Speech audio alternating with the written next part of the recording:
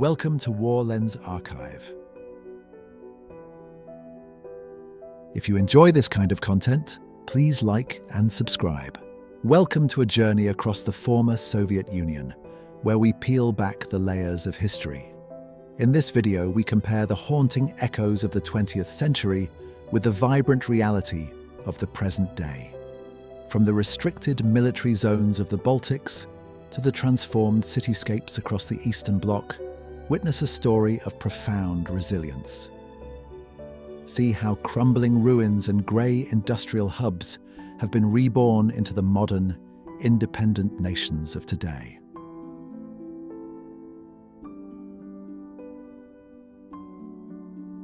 Russia Red Square. We begin with the St. Basil's Cathedral on Moscow's Red Square, famous for its vibrant, unique, onion-shaped domes and striking patterns, which is a globally recognized symbol of Russia, functioning as a museum and a backdrop for major events.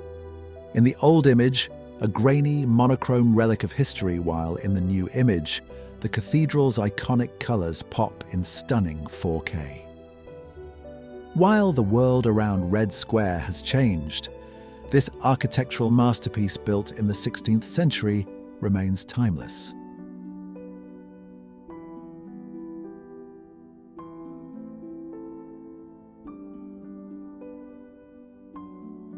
Sukharevsky Market. We move on to the legendary Sukharevsky Market, once the chaotic, beating heart of the city's trade. In the early 20th century, this square was a sea of wooden stalls, huddled beneath the shadow of the historic Sukharev Tower, a place where you could find anything from a loaf of bread to a lost masterpiece. But look at it now.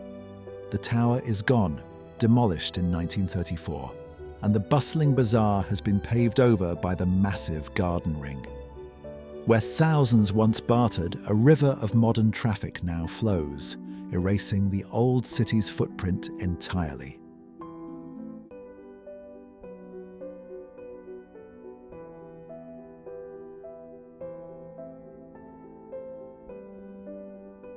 Mayakovsky Square. Next, we visit Mayakovsky Square, once a legendary sanctuary for free spirit and dissent. In the late 1950s and 60s, this plaza was the vibrant heart of a thaw, where crowds of young people gathered beneath the massive bronze monument of the revolutionary poet to hold forbidden poetry readings and debate the future. Today, while the statue of Mayakovsky still stands tall, the square has reclaimed its historic name, Triumfalnaya. The revolutionary fire of the past has softened into a peaceful modern park, where the echoes of rebellious verse are now replaced by the gentle rhythm of a city at rest.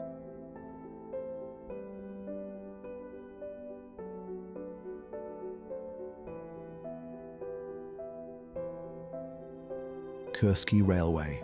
We arrive at Kursky Station, a gateway that once epitomized the neoclassical elegance of the early Soviet era. In the first image, the original 19th century facade stands proud, surrounded by a spacious, open square where vintage buses and pedestrians moved at a leisurely pace. Today, that historic view is almost entirely obscured. The grand old building now sits behind a massive glass and concrete shopping mall, the Atrium. The once open plaza is now a dense intersection of multi-lane highways and commercial neon, marking the transition from a Soviet transit hub to a modern temple of consumerism.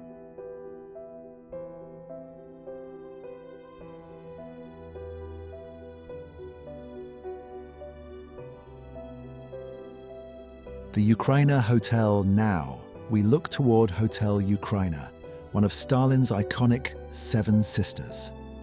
In the mid-20th century, its wedding cake spire was the solitary titan of the riverbank. Today, while the Grand Hotel remains a masterpiece, the skyline has shifted. To its side, the glass towers of Moskow city now pierce the clouds, showing where the old socialist monument meets the high-speed world of global finance.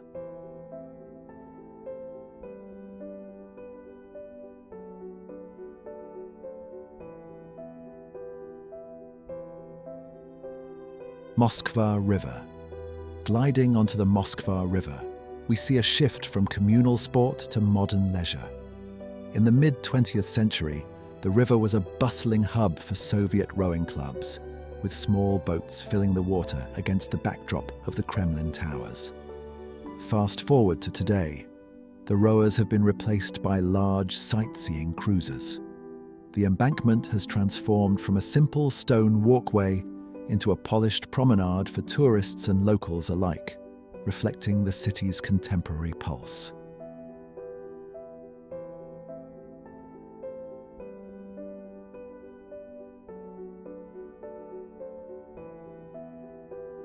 Tsvetnoy Boulevard next, we visit Tsvetnoy Boulevard, home to Moscow's historic circus tradition.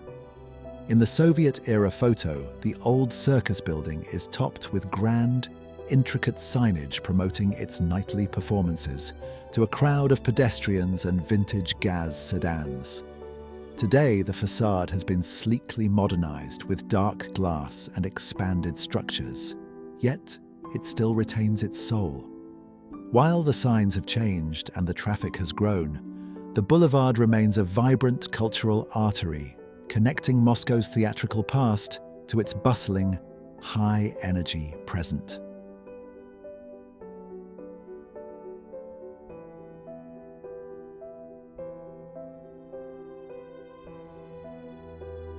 Lenin Hills. We stand atop the Lenin Hills, the famous panoramic lookout over Moscow. In the Soviet era, this height was defined by its wide, open paving and the symbolic ski jump, where citizens gathered for fresh air and a view of the growing socialist capital. Today, while the name has returned to Sparrow Hills, the landscape is a lush, green forest. The old concrete platforms have been replaced by a modern eco-trail and high-tech sports facilities, reflecting a city that now prioritizes nature and leisure over industrial grit.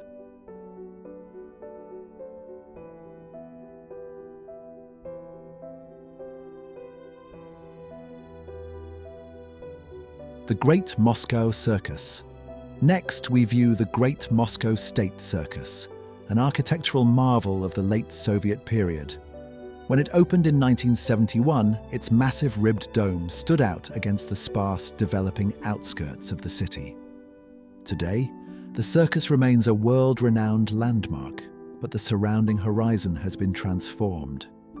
Lush parklands now frame the venue, while in the distance the glass skyscrapers of the modern business district rise, bridging the gap between Soviet engineering and the 21st century skyline.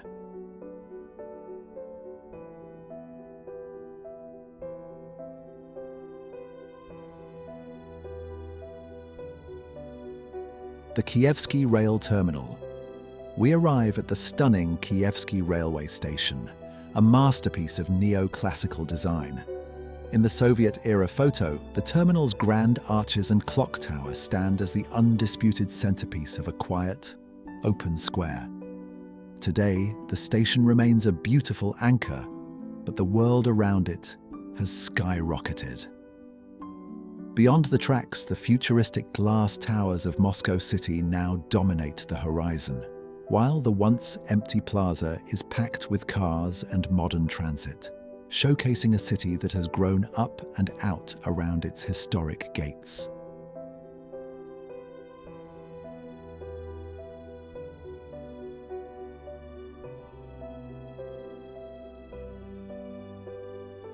Konkovo. Between 1960 to 1986, several neighboring villages became the new Konkovo district in the southwest of Moscow, where you will find subway stations Kaluzhskaya, Belyaevo, and Konkovo, with its main highway, Profsoyuznaya Street. This is a very beautiful area where you won't find industrial territories. Instead, there are lots of parks, hills, and old churches. It's a pleasure to walk around Konkovo. In old photos, you can see that while they were building panel houses, cows were still grazing around them.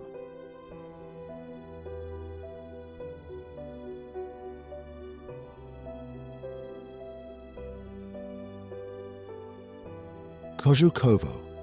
This is one of the oldest villages in Moscow, which has been known since the 15th century and, since 1923, was included in Moscow. Kožukovo in the southeast of the city had its own railway station even in Tsarist times, but the log houses remained here until the 1970s, when the area was finally surrounded by concrete buildings.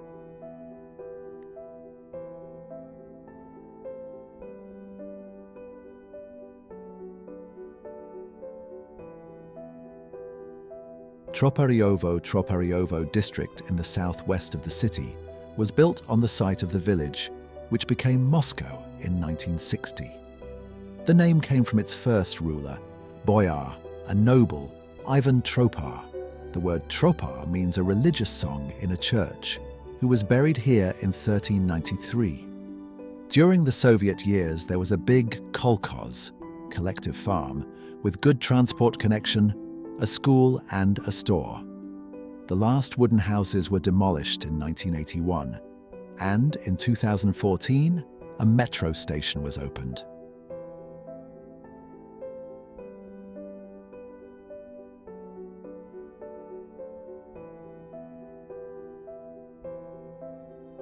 Chertonovo.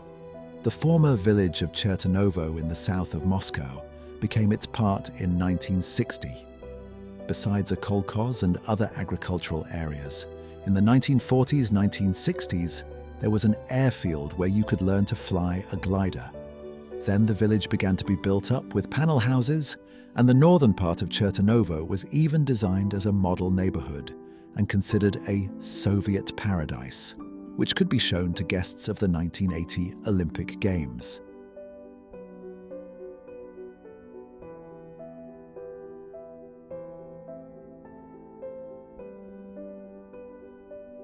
Cherkizovo. The old village of Cherkizovo pod Moskovny in the east of Moscow became part of the city in the early 20th century. But until the 1970s, it still resembled a village with its wooden houses and gardens. Now, Cherkizovo is included in the Preobrazhenskoye district, and the village's name remains in the names of several streets and subway stations. You will also find the preserved church of Elijah the Prophet, built in 1690.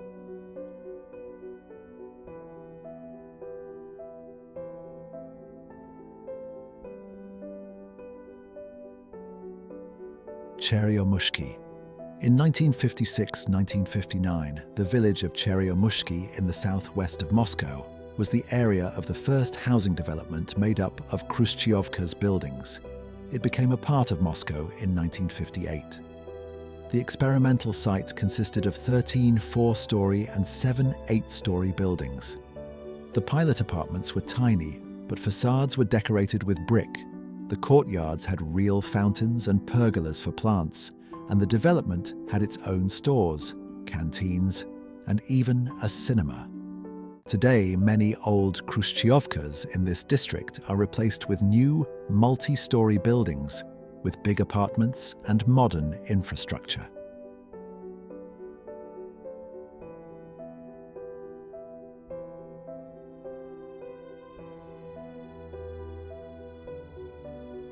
Kuryanovo.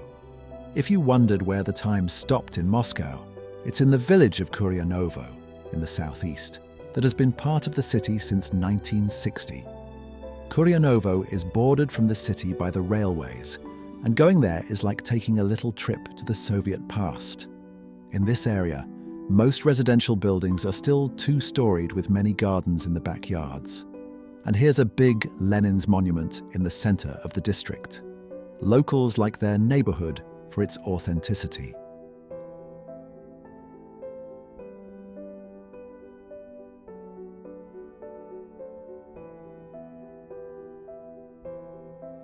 Kommunarka, one of the main districts of so-called New Moscow, became the settlement of Kommunarka in 2012. In Soviet times, there was a large sovkhoz, which fell into disrepair with the collapse of the USSR. Today, the main street of the area is named after the last sovkhoz head, Alexandra Monakova. The district, it is very actively built up. In a few years, Here appeared about 100 new houses. A subway station opened there in 2019.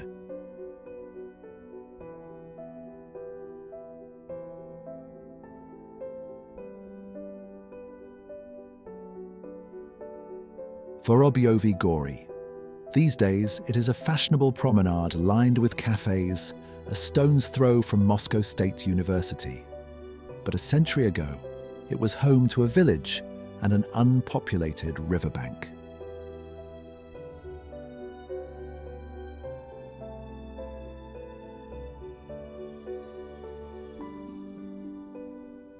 Clean Ponds. We arrive at Clean Ponds, a historic oasis in the center of Moscow. In the vintage photograph, the pond is framed by young, sparse trees and a simple dirt path, reflecting a quieter, almost provincial atmosphere within the growing city. Today, the area has matured into a lush, vibrant park. The once empty banks are now lined with full, leafy canopies and modern cafes, while the water reflects the sleek apartment blocks that have risen around it, a perfect blend of historic serenity and modern urban living.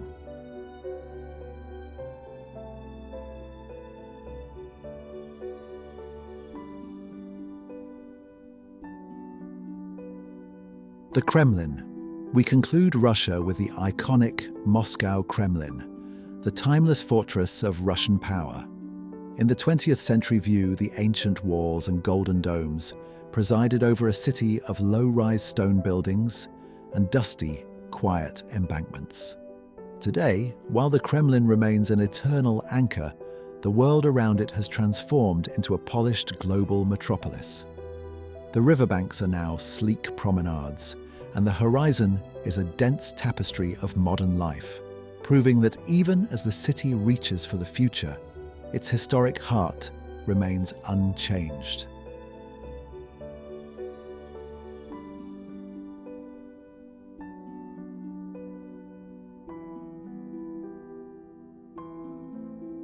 Belarus, Minsk. We traveled to Minsk, specifically the historic Nemiga district, which underwent a total radical transformation. In the older image, we see a quaint, low-rise neighborhood with cobblestone spirits and the historic cathedral of the holy apostles Peter and Paul standing as a neighborhood anchor. Today, the scale has shifted entirely. Massive multi-story Soviet-style apartment blocks now loom over the street, and a wide, high-traffic thoroughfare has replaced the narrow lanes. While the church remains a dedicated survivor of the past, it is now dwarfed by the concrete ambition of modern Belarusian urban planning.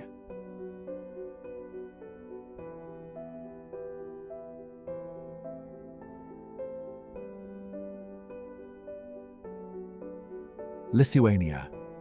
Eastern Vilnius Old Town. We look out over the eastern skyline of Vilnius Old Town from the belfry of St. John's Church.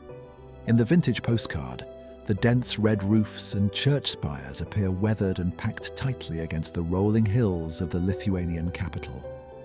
Today, the view is remarkably preserved but rejuvenated. The iconic Baroque and Gothic silhouettes remain the stars of the skyline, but the buildings below have been meticulously restored. Modern greenery now dots the ancient courtyards, showing a city that has polished its architectural jewels while maintaining its historic soul.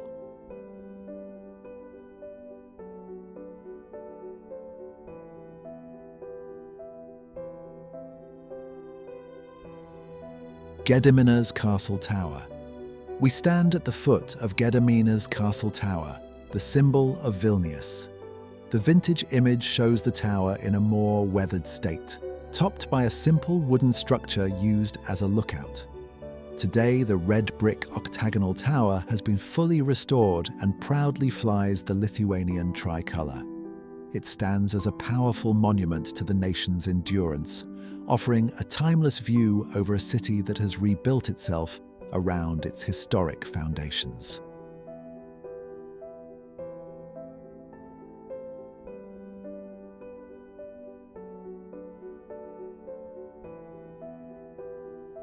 Taurus Hill.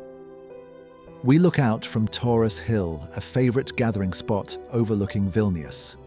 In the vintage winter scene, locals in heavy overcoats stand on a snowy, open slope, with the historic church spires of the Old Town punctuating the distant horizon.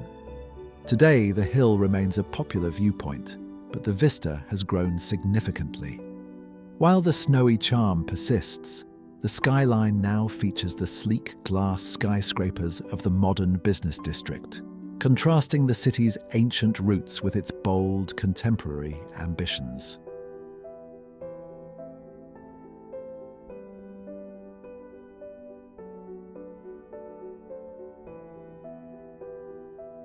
Hill of Three Crosses, we ascend the Hill of Three Crosses, a site of profound national memory.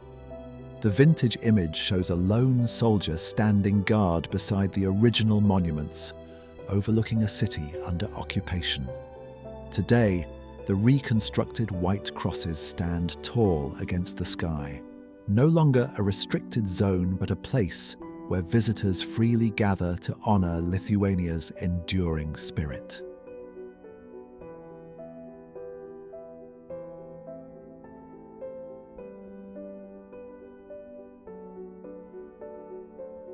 Trakai Island Castle. We continue our Lithuanian journey at Trakai Island Castle. The vintage aerial view shows the 14th century fortress as a haunting ruin, its crumbling walls almost hidden by overgrown trees. Today, it is a masterpiece of restoration. The iconic red brick towers and halls have been fully rebuilt, creating a stunning fairy tale landmark mirrored in the calm waters of Lake Galva.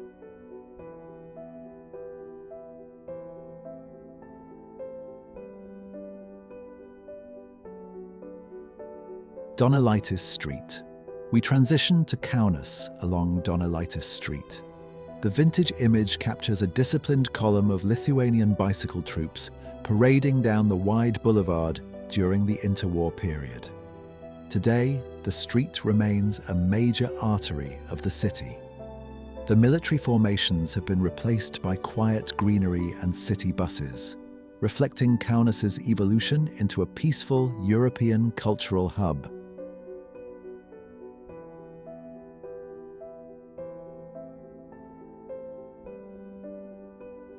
Vytautas Street. We walk down Vytautas Street, a historic artery in southern Lithuania. In the vintage photograph, the street has a quiet, rural character with modest brick buildings and horse-drawn paths leading toward the twin spires of the church. Today, the street is paved and bustling with modern traffic, yet the iconic skyline remains a constant anchor for the community.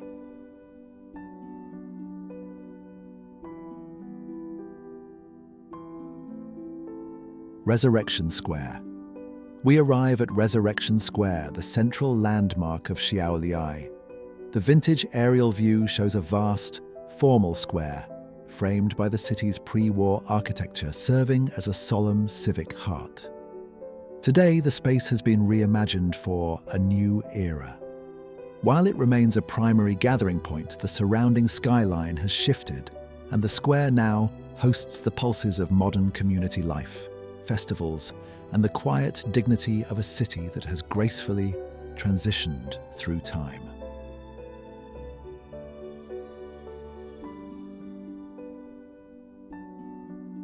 Estonia Kali Church. We begin this Estonian chapter at the towering Kali Church. The 1944 image captures a chilling juxtaposition. Skeletal bombed-out trams parked in front of the church's rear, with smoke billowing from the ruined Estonia Theatre in the background. Today, the scene is transformed into a peaceful transit hub. A modern blue tram glides past the lemon-yellow walls of the church, replacing the charred remains of war with the quiet efficiency of a city that has long since healed.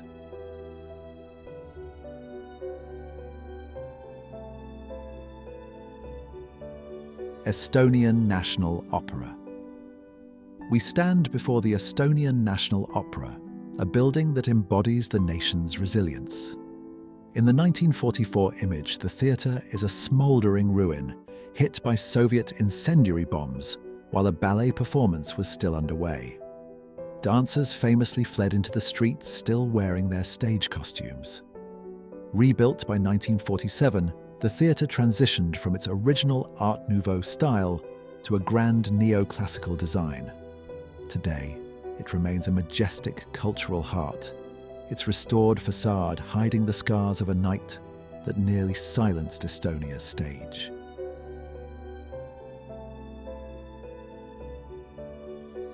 Harju Street. We walk down Harju Street, a place where history was nearly erased. The 1944 image reveals a scene of total devastation, with entire blocks reduced to smouldering rubble after the bombings. Today, the street has a dual identity. One side features modern commercial buildings, while the other remains an open green space and memorial, ensuring the city never forgets the heavy price of its past.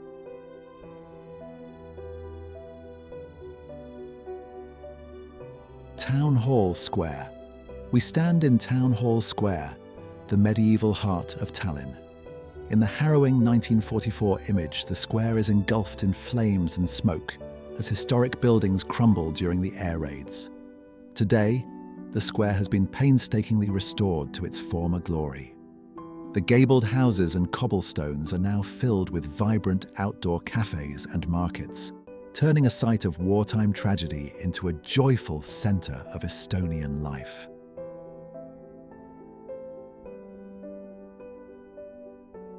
St. Nicholas Church.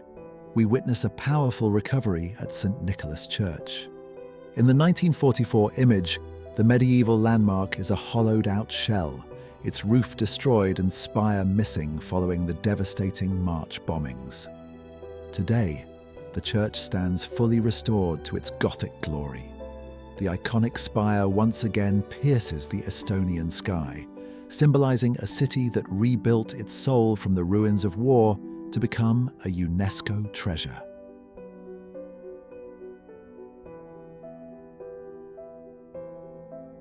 Tallinn Port next, we look at the Tallinn Port, a vital gateway on the Baltic Sea.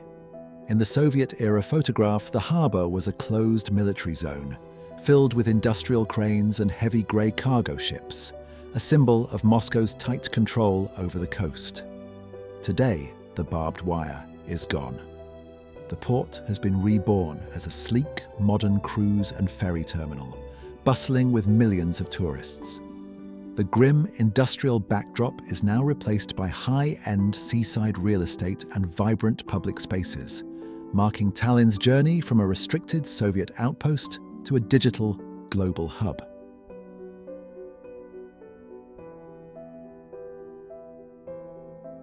Moldova Lenin Street. A busy day on central Lenin Street in the Moldovan capital, Chisinau, in 1947. Today, the road is named after Stephen the Great, a 15th century prince of Moldavia.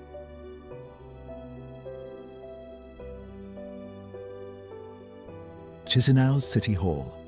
Chisinau's City Hall in 1950, draped with the icons of revolutionary socialism, including Marx, Engels, Lenin, and Stalin.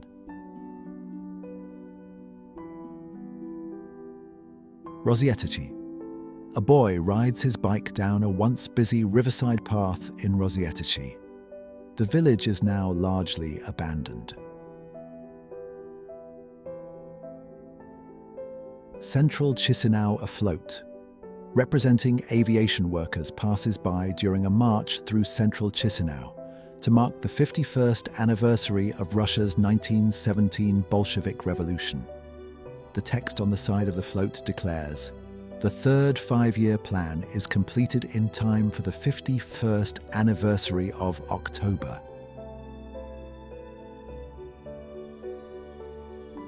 Georgia Tbilisi. Finally, we travel to Tbilisi, where the soul of the city resides in its winding alleys. In the early 20th century, these wooden balconies and mud-dusted streets were the backdrop for everyday Georgian life, simple and weathered. Today, while the historic charm remains, the district has been meticulously restored. The crumbling facades have been replaced by vibrant cafes and boutiques, transforming a once quiet neighborhood into a colorful, world-class destination that celebrates its ancient roots in a modern era. These landscapes tell a story of profound resilience and rebirth. What was once lost to conflict and occupation has been meticulously rebuilt, honoring the past while embracing a bold, democratic future. Thank you for joining us on this walk through history. If you enjoyed this transformation, don't forget to like and subscribe for more journeys through time.